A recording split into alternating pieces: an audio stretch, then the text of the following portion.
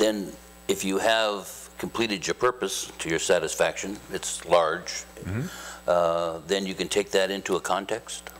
Yeah, and as we said, the context is the last part of this that we would develop. Everybody has a context about everything that they're doing, and I think when we're first exposed to this training, there's an area like, what are we really talking about when we say context? And it isn't complicated at all. The tendency is to make it complicated, but it isn't. It's really quite simple. I like to use the definition that context is something that surrounds and influences. This is actually a dictionary definition. But everybody's heard, perhaps in a courtroom setting, what is something was taken out of context. In other words, if you take a phrase out of a sentence or a paragraph off of a page, it could be way out of context for what the intention was. So the book or the page or the paragraph influences what the context was. When we talk about context, we're talking about what are the things that influence us. What are the things that surround and influence us while we're doing this?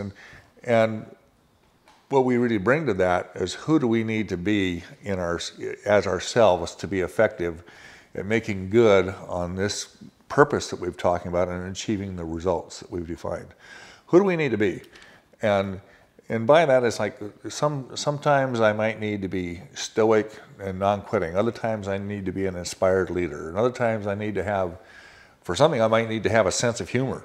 So who do I need to be to achieve the purpose that I'm trying to achieve, to accomplish those results? And having a focus on that allows me to always come back to that person, because for me, it's easy to get off track. And the thing that'll pull me back on track is like remembering who I need to be to achieve those things. So if you can hold focus to your context, your purpose and results will just automatically fall into place.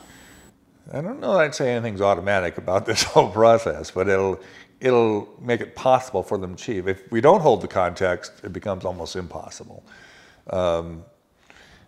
If things are going along, and let's just say on this school project that we're talking about, that things start going wrong. Somebody didn't show up on time and all that. One context that would be easy to adopt would be, I'm angry, or here I am surrounded with incompetence. I'm trying to get something done and I've got all these problems.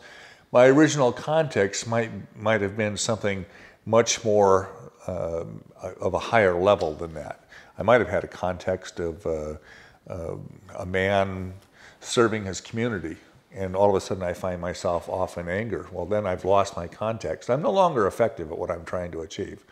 As long as I keep the context of being a man serving his community, as long as I have that in my heart and that's who I'm being, these other things aren't going to take me off my path. One context that I really like that somebody delivered to me was Russell Lee, as a matter of fact. I don't know.